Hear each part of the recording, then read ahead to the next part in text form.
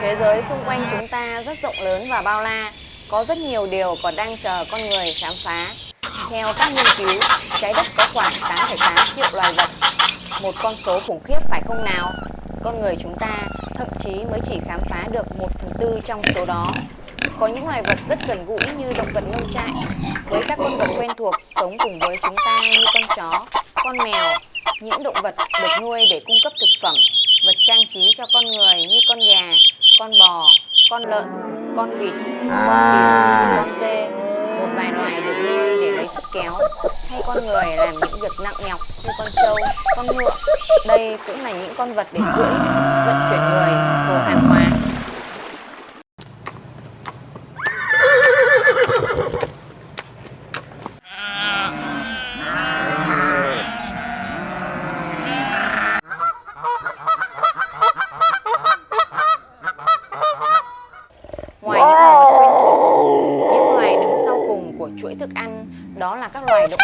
thịt. Động vật săn bắt các con vật khác làm con mồi có thể kể đến là loài báo, loài vật chạy nhanh nhất, những con cáo danh ma, săn bắt những loài gặm nhấm nhỏ. Chó sói săn mồi theo đàn, nổi tiếng với sự bền bỉ. Đại bàng là chúa tể của bầu trời.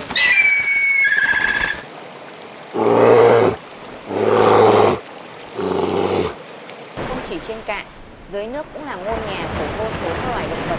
Ngay cả động vật có vú như cá voi, cá heo cũng sống ở môi trường nước. Bò sát như cá sấu cũng bơi rất giỏi. Chim cánh cụt sống trên bờ nhưng nguồn thức ăn lại đến từ biển. Con người săn bắt các loài động vật biển giàu chất dinh dưỡng để làm thực phẩm như tôm, cua và các loài cá.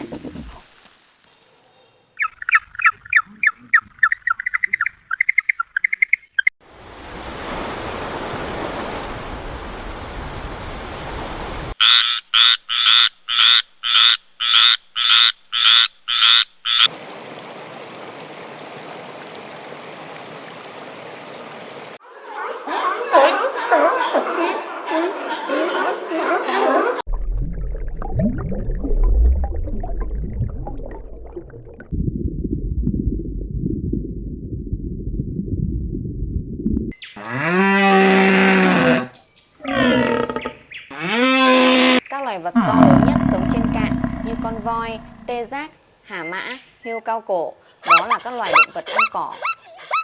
Những động vật nông trại như con bò, con ngựa, con cừu, con dê cũng là những loài ưa thích ăn thực vật. Có thể là lá cây, thân, vỏ cây.